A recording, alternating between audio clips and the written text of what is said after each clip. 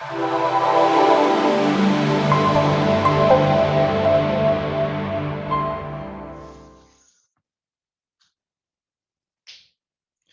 a todos, muy buena noche. Hoy yo me llamo Karen Gómez, soy presidente de la LAMI, al cual estamos haciendo un taller, ¿no?, de alumno a alumno con el tema de hoy, con hiperglicemia, ¿no? Entonces, tenemos la participación de dos ayudantes de la Universidad Unifrance, Grigor, ayudante de histología, y la señorita Lucía Antoine, que es ayudante de IPS, ¿no? Los dos hoy van a hacer una pequeña charla con nosotros, informando a aquellos que no comprenden muy bien el tema, ¿no? Y recordando a aquellos que ya saben y necesitan recordar todo eso. Entonces, muchas gracias a todos por la presencia y empezamos. Grigor, todo tuyo, mi hermano. Buena presentación. Buenas noches. Muy buenas a todos. ¿Se me puede ver la cámara? Sí, se puede ver la cámara. Perfecto. Muy buenas a todos. Mi nombre es Grigor Franco y yo, junto con Lucía Cabrera Antané, vamos a exponer acerca de la hiperglucemia en diferentes aspectos, principalmente en el aspecto histológico y en el aspecto de tratamiento de urgencias. Si pudiesen, por favor, compartir la pantalla.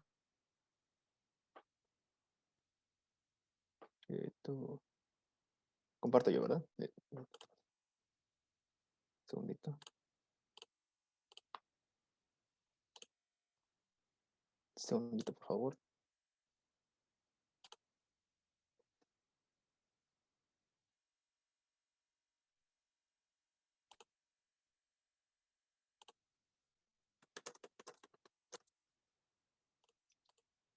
¿Alguien puede, por favor, compartir? No está dando mi sistema, no, está trancado.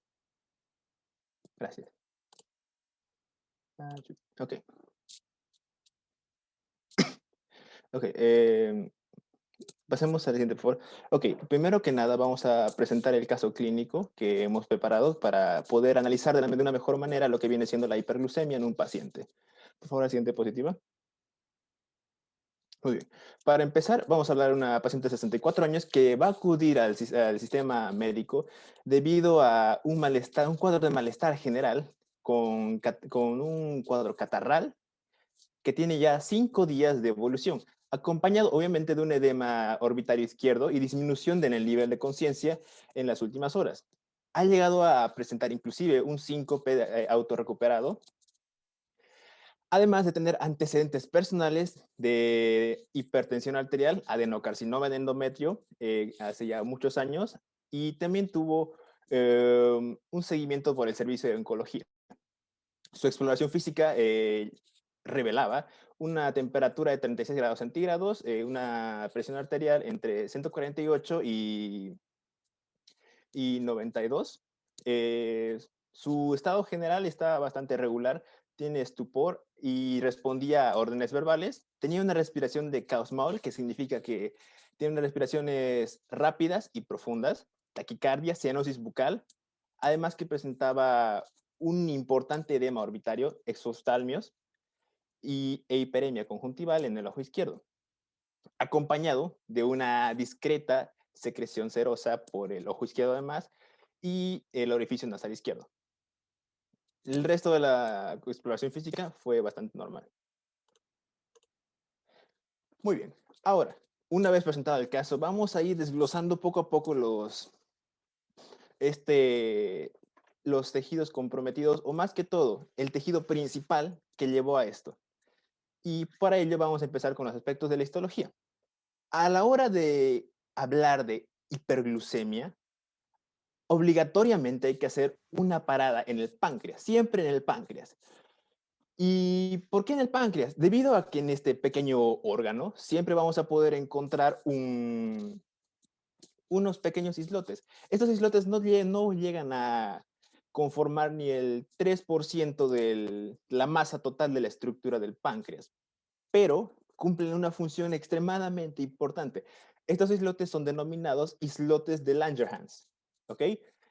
Estos tienen diferentes tipos de células encargadas principalmente y sobre todo de una función endocrina. ¿Qué quiere decir endocrina? Que solamente va a ir hacia adentro del cuerpo. En pocas palabras, no va a tener contacto de ninguna manera con el exterior.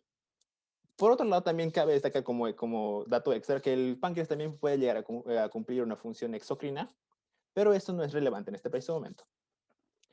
Siguiente, por favor. Muy bien. Como aspecto histológico principal, podemos destacar que en el islote de Langerhans existen diferentes células. Células alfa, células beta, células delta, células gamma, productores de diferentes tipos de hormonas sobre todo. Pero no se puede observar o distinguir en realidad con una tinción regular como la que utilizamos siempre, que es la de hematoxilina, eosina. Es muy poco probable poder distinguir de esta manera. Así que para identificar de mejor manera lo que viene siendo las células que nos interesan, que son las productoras de insulina, vamos a utilizar una tinción llamada tinción de Mallory-Athan, la cual nos permite diferenciar no solamente las células beta, sino también las células alfa, las células delta y las células gamma. Esta tinción de Athan va a teñir a las células beta, que son las principales productoras de insulina, de un color pardo amarillento, ¿de acuerdo? Y su núcleo va a estar cristalizado, o sea, va a ser casi transparente y denso. Siguiente, por favor. Muy bien. Ahora, para entender más a profundidad lo que equivale la hiperglucemia, tenemos que ver dos aspectos muy importantes, y no solamente el histológico, también la parte fisiológica que afecta de manera directa a la parte histológica. Primero que nada, vamos a ver, siguiente, un principio de osmolaridad. ¿De acuerdo? Este principio de osmolaridad es en lo más básico la relación entre el balance del soluto y solvente a través de una membrana semipermeable. ¿Y qué quieres decir con eso? Se preguntarán. Pues muy fácil. Vamos a desglosar esto poco a poco. Primero identifiquemos lo que viene siendo el soluto y el solvente. ¿Ok? El soluto, vamos a ejemplificarlo siempre con sal, ¿ok? Y cada vez que digamos soluto, vamos a imaginar siempre sal, ¿de acuerdo? Y solvente vamos a imaginar agua. Lo que sabemos de esto es que cuando disolvemos la sal en el agua, esta automáticamente se va a esparcir y va a quedar completamente disuelta en el agua, ¿verdad? Ahora bien, cuando nos referimos a una membrana semipermeable, siempre tiene que venir a su cabeza lo que viene siendo la membrana plasmática de la célula. La membrana plasmática de la célula es básicamente el recubrimiento de la célula, lo que la protege, lo que le permite el intercambio de nutrientes. Pues bien, cuando me refiero a balance de soluto y solvente a través de una membrana semipermeable, me refiero a que este balance siempre va a seguir algo denominado un gradiente de concentración. Me refiero a que el lado que tenga menos soluto, menos sal de esa membrana permeable, recuerden, un lado adentro y un lado afuera. El lado que tenga menos sal siempre va a tener la necesidad de traer más sal hacia su lado, hasta que quede balanceado, tanto los niveles de soluto como de solvente dentro y fuera, proporcionalmente balanceados. Muy bien, este es el primer punto que tenemos que tener en cuenta para entender lo que viene más adelante. Siguiente, por favor. Muy bien. Lo siguiente es el potencial de hidrogeniones. El potencial de hidrogeniones viene marcando la cantidad de aniones de hidrógeno que hay en todas las sustancias. ¿Eso qué significa? Muy simple. Va a medir qué tan ácido o qué tan alcalino es eso. Recordemos siempre que cuando mencionamos ácido siempre se nos viene a la mente un producto que degrada todo lo que toca y así. Y no está muy alejado de la realidad. De hecho, hay ácidos, inclusive en el cuerpo, que pueden degradar y sirven mucho para el catabolismo, que enseguida voy a mencionarles cuáles son. Pero primero hay que determinar al cuerpo humano en esta linda escala que tenemos aquí, que va del 1 al 14. El cuerpo humano o la sangre en promedio siempre está en 7,35 a 7,45. Hay que tener esto muy en cuenta, ya que cualquier variación, por más mínima que sea, va a producir un cambio total, un desbalance total a nivel sistemático entero. ¿De acuerdo? Recuerden, entre 7,35 y 7,45, siempre el cuerpo tiende a estar un poquito más alcalino. ¿De acuerdo? Por eso es 7,3545 y no 7 netos, no 70000. Pero aunque todo el cuerpo, o en general, mayor parte del cuerpo tenga un potencial de hidrogeniones de 7,35 a 7,45, hay ciertos lugares en el cuerpo que también van a tener un nivel de pH mucho más ácido. De hecho, hay algunos que oscilan entre 1 y 2. Uno de esos es muy claramente el ácido clorhídrico del estómago. Y esto es recalcable debido a que en el ácido clorhídrico existen barreras que impiden que ese mismo ácido que el mismo estómago está formando lo dañe. Ahora, imagínense que esa barrera queda rota y empieza a proliferar ese ácido clorhídrico. Deshace completamente todo lo que viene estando a su alrededor. Es por eso que es tan importante mantener un balance en todo el cuerpo de pH. ¿Y por qué digo esto que es tan importante? Bueno, la respuesta les va a dar Lucía en la siguiente diapositiva.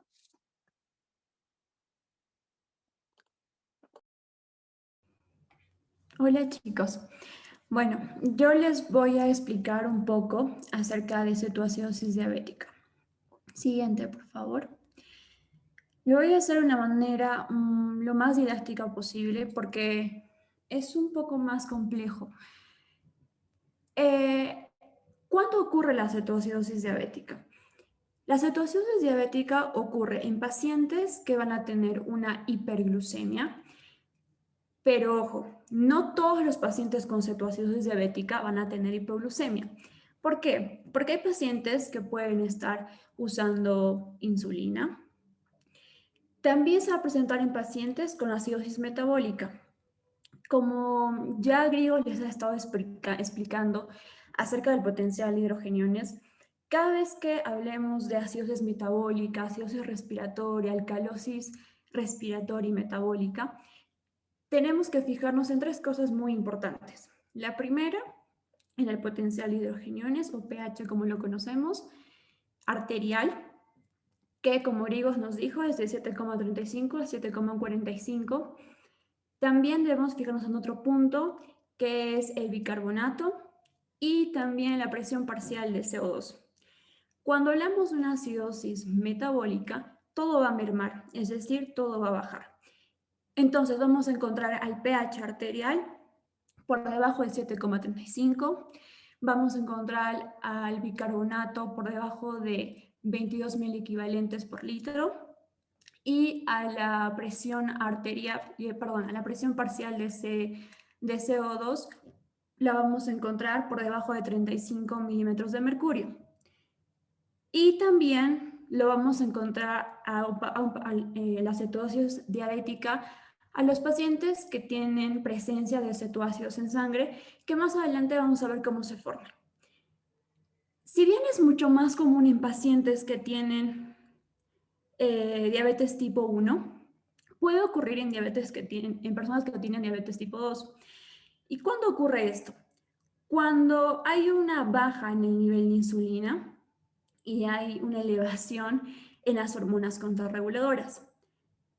Este pequeño desequilibrio que observamos aquí en el lado izquierdo, las hormonas contrarreguladoras son, por ejemplo, el glucagón, que también Griego explicó que se secreta en el páncreas. También tenemos a la hormona de crecimiento, a las catecolaminas, al cortisol, estas dos que se secretan en las glándulas suprarrenales. Entonces, estas hormonas contrarreguladoras van a elevarse y la insulina va a descender. Más adelante vamos a ver estos dos factores a qué van a predisponer. La baja insulina y el aumento de hormonas contrarreguladoras puede ser también que en un paciente de diabetes tipo 1 tenga diabetes tipo 1 pero no sabe. Puede ser que la insulina esté baja porque el paciente sabe, pero no usa, no se aplica insulina. O también puede ser porque hay pacientes que sí usan, pero sufren un estrés. Un estrés como por ejemplo el uso de drogas como la cocaína. Otro tipo de estrés como por ejemplo infecciones, sobre todo urinarias. Otro tipo de estrés como pacientes con comorbilidades como ACV, como infarto agudo de miocardio. Entonces, estas enfermedades van a incrementar las hormonas contrarreguladoras. Vamos a ver que la hiperglucemia va a presentarse de 3 formas. Ahorita vamos a ver la cetosis diabética, pero también está la enfermedad hiperglucémica hiperosmolar y también otra forma clínica que es más simple. La diferencia entre la hiperosmolar y la cetosis diabética es más cuantitativa que cualitativa. Y lo podemos ver en los exámenes complementarios de laboratorio, como les dejé, como observamos en el cartel. Siguiente, por favor. Bien, el primer factor que dijimos que es muy importante, este cuadrito que les hice del desequilibrio, para que podamos entender un poquito mejor la fisiopatología. Entonces, la insulina va a estar disminuida. ¿Esto qué genera? Cuando la insulina está disminuida, genera que la energía de la glucosa no se puede utilizar, por lo cual se va a incrementar la glucosa, causando una hiperglucemia. Esta hiperglucemia, a su vez, bueno, esta hiperglucemia se da más que nada por la activación tanto de gluconeogénesis como de la gluconeólisis. Entonces, esta hiperglucemia va a causar una hiperosmolaridad plasmática. Por eso es importante que Grigot les explique mejor qué es la osmolaridad para que esto se entienda. Entonces, cuando se va a incrementar la hiperosmolaridad plasmática, va a provocar dos cosas. Si este se eleva a más de 320, va a causar alteración del sensorio, de la conciencia básicamente. Entonces vamos a poder observar a pacientes con omnibulación, es decir, que están confusos, con letargia, y por otro lado va a incrementar la diuresis osmótica.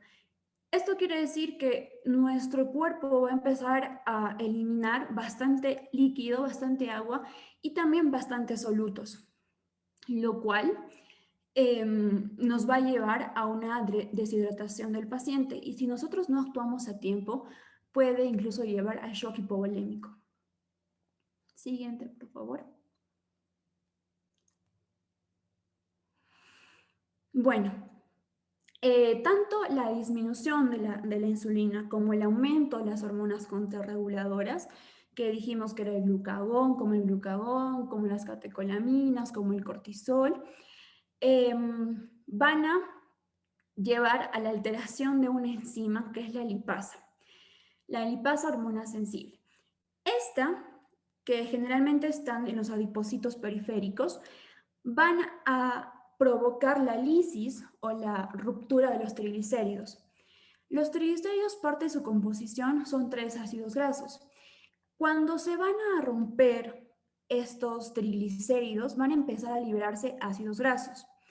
Y estos ácidos grasos van a ir hasta el hígado, precisamente hasta los hepatocitos, que son las células del hígado. Y cuando van a estar allí, en el citoplasma de los hepatocitos, van a combinarse estos ácidos grasos con una enzima que es la coenzima A. Una de las funciones importantes de la coenzima A es tanto la síntesis como la oxidación de estos ácidos grasos. Y además es un paso previo a algo que se conoce como el ciclo de Krebs, que es la producción de energía o de ATP. Entonces, en el citoplasma del hepatocito se va a combinar los ácidos grasos con esta coenzima A y de esta forma se va a conformar el acil-CoA. Entonces, este acil-CoA es una molécula que va a ser muy crucial en muchas rutas metabólicas. Luego, este acetil-CoA va a dirigirse hasta la mitocondria. Cuando llega a la mitocondria,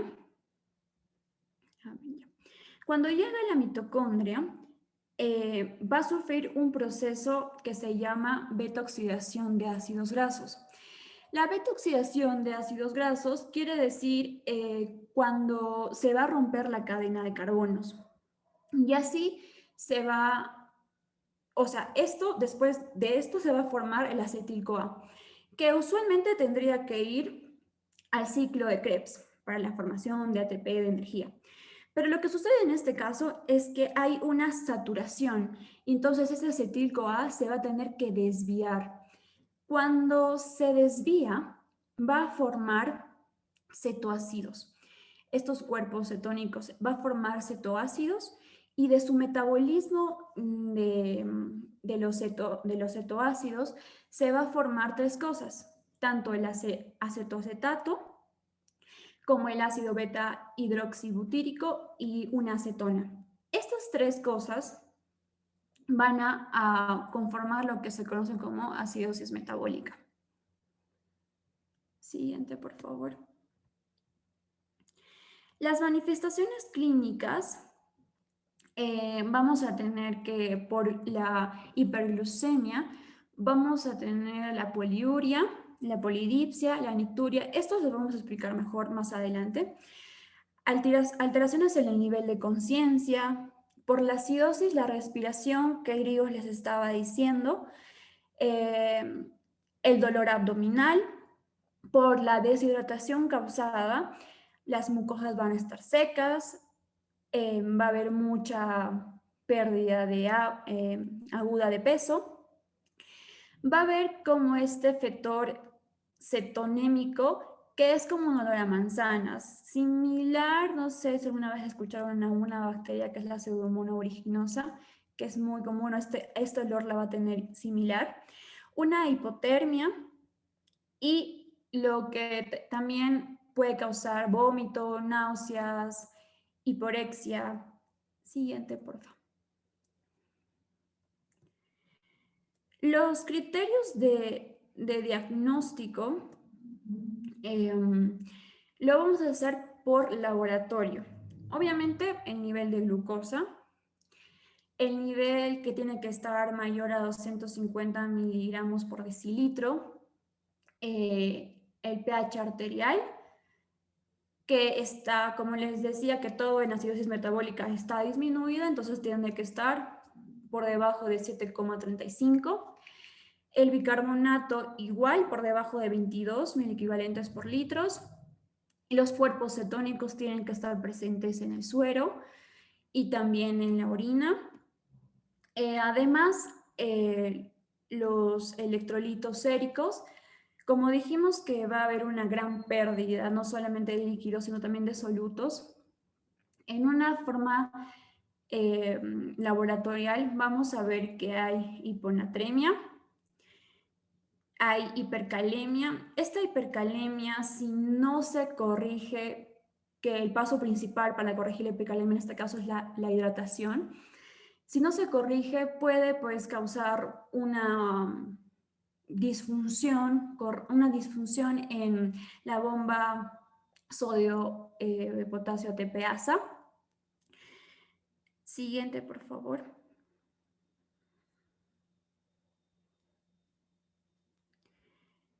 Siguiente.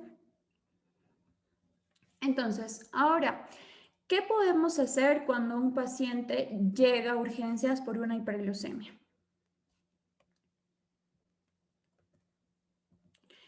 Bueno, ¿a qué llamamos hiperglucemia? La glucemia basal viene a ser la glucosa necesaria, la cantidad de glucosa necesaria para el mantenimiento de las funciones celulares. Esta glucemia basal, tras el ayuno de 8 horas, tiene que ser mayor o igual a 126 miligramos por decilitro y una glucemia al azar mayor o igual a 200 miligramos por decilitro. Siguiente, por favor. La hiperglucemia es el motivo de consulta más frecuente, uno de los más frecuentes. A veces la hiperglucemia se detecta en los pacientes, pero esos no vienen por esto, sino vienen por otro motivo de consulta. Entonces, nuestro objetivo va a ser, primero, determinar el grado de descompensación metabólica que sufre el paciente, la causa que lo desencadena y el defecto fisiopatológico subyacente. Siguiente, por favor. Iniciamos con una anamnesis que es muy necesario. Es una serie de preguntas que nos permite tener un diagnóstico más fidedigno. Entonces, lo que primero debemos preguntar si es la primera vez que se le detecta hiperglucemia al paciente o es un paciente diabético ya diagnosticado. Entonces, allí podemos ver dos cuadritos, si es un diabético conocido o un diabético desconocido. Si es un diabético conocido, entonces la edad es importante y también es importante el tratamiento que ha estado tomando hasta la fecha y su hábito de control. Y si es un diabético desconocido, la hiperglucemia se eleva al hacer exámenes en etapas, o sea, repetitivos. O también porque hay presencia de síntomas compatibles. Otra pregunta en la anamnesis podría ser si la hiperglucemia apareció en ayunas o postprandial. Esto quiere decir postprandial después de la ingesta de alimentos. Los síntomas cardinales son las 4 P's, que es la poliuria, como observamos en la imagen, la polifagia, la polidipsia y la pérdida de peso. Síntomas de acidosis como falta de respiración, como la disnea, los vómitos, el dolor abdominal, y también debemos ver si hay factores desencadenantes como las infecciones, como estas enfermedades que predisponen, que es el infarto agudo de miocardio, el ACV. Siguiente. Después tenemos que hacer una exploración física en el cual debemos ver si el paciente está en sobrepeso, si tiene un peso normal, qué tipo de obesidad. También debemos ver el nivel de conciencia del paciente, si está deshidratado, este olor a manzana. También debemos ver los signos y síntomas de acidosis metabólica que ya hablamos. Siguiente, por favor. Exploraciones complementarias, como lo que dijimos, de la glucosa, la osmolaridad, el sodio, el potasio, la gasometría venosa. Siguiente.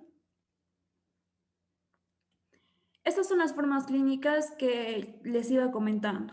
Entonces, el paciente hiperglucémico se presenta de 3 formas, como una hiperglucemia simple, como la hiperosmolar, la hiperglucémica hiperosmolar, como la cetoacidosis diabética. Siguiente.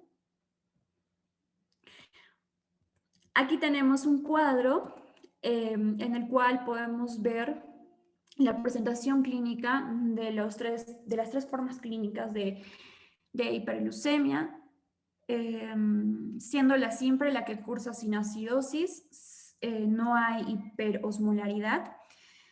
Incluso su osmolaridad es menor a 320 miliosmoles por kilogramo. Siguiente.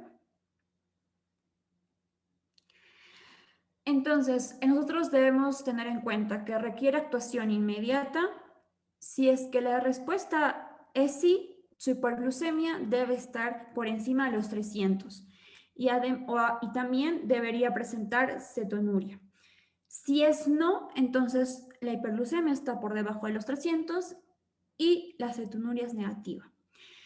El tratamiento apropiado como objetivo siempre es corregir la hiperglucemia y la cetonuria. Entonces, los medios que vamos a utilizar es la hidratación y la insulina. La podemos administrar por vía intravenosa y por vía subcutánea, siendo por vía intravenosa la insulina rápida la más efectiva. También debemos observar si el paciente necesita ingreso o necesita dárselo de alta. Siguiente, por favor. Y aquí vemos los tipos de insulina. Dijimos que el intravenoso era el más adecuado a la rápida. Vemos su forma de acción en horas y los tipos de insulina en la parte izquierda superior. Siguiente, por favor. Siguiente, por favor, porque ya no hay mucho tiempo.